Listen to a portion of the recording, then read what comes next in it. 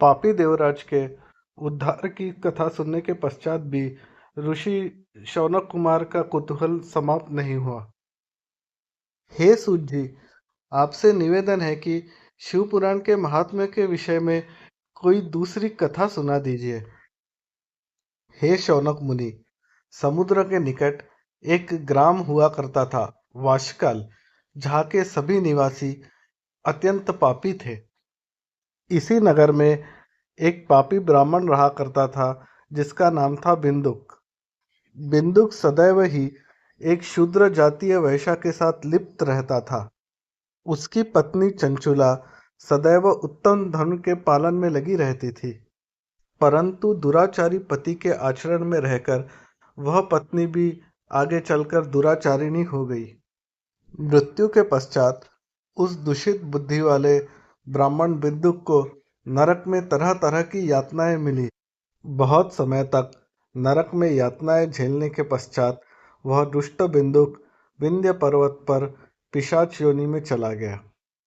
दुराचारी पति के मृत्यु के पश्चात बहुत दिनों तक चंचुला अपने घर में अपने पुत्रों संग रही। एक दिन देवयोग से किसी पर्व पर चंचुला गोकर्ण क्षेत्र में गई।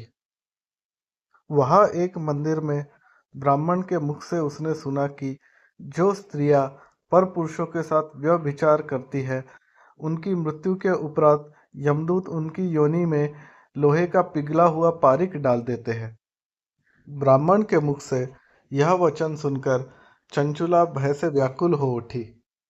भय और पश्चाताप से ग्रसित चंचुला ब्राह्मण देवता के दोनों चरणों में गिर पड़ी और उनसे अपने उद्धार की याचना करने लगी।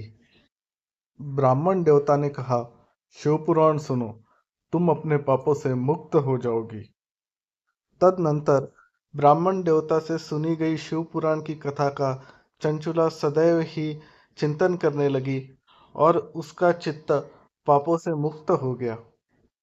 समय के पूरा होने पर बिना कष्ट के चंचुला ने अपने प्राण त्याग दिए। इतने में भगवान शिव का भेजा गया एक दिव्य विमान अपने पार्षदों सहित चंचुला को शिवपुरी लेने के लिए वहां पहुंचा। शिवपुरी पहुंचकर चंचुला को माता पार्वती सहित पंचमुखी शिव के दर्शन हुए और उनकी सेवा में कार्यरत नंदी, गणेश एवं वीरभद्र के भी दर्शन मिले। माता पार्वती ने तो चंचुला को अपनी सखी बना लिया। तदनंतर चंचुला ने माता पार्वती को अपने पति के विषय में पूछा, जिन्होंने कहा कि उसका पति बिंदुक अभी विंध्य पर्वत पर पिशाच योनि में यातना भुगत रहा है। यह जानकर चंचुला अपने पति के उद्धार के लिए माता पार्वती से विनती करने लगी और माता पार्वती ने इस कार्य को संपन्न करने के लिए गंधर्वराज तंबुरा का आह्वान किया। इसके बाद गंधर्वराज तंबुरा चंचुला को लेकर विंध्य पर्वत पर आए। यहाँ पर उन्होंने एक मंडप की स्थापना की। माता पार्वती के आदेश अनुसार एक पिशाच के उद्धार हेतु शिव पुराण का श्रवण होने की खबर सुनकर देश देश से अनेक ऋषि मुनि वहां पे पहुंच गए। गंधर्वराज तंबुरा ने अपने ध्वनि पाश से पिशाच बिंदुक को बांधकर उसके समक्ष शिव पुराण का श्रवण किया। शिव पुराण सुनकर पिशाच बिंदुक अपने पापों से तुरंत ही मुक्त हो गया। गंधर्वराज तंबुरा चंचुला और बिंदुक को दिव्य विमान पे लेकर शिवपुरी लेके आ गए।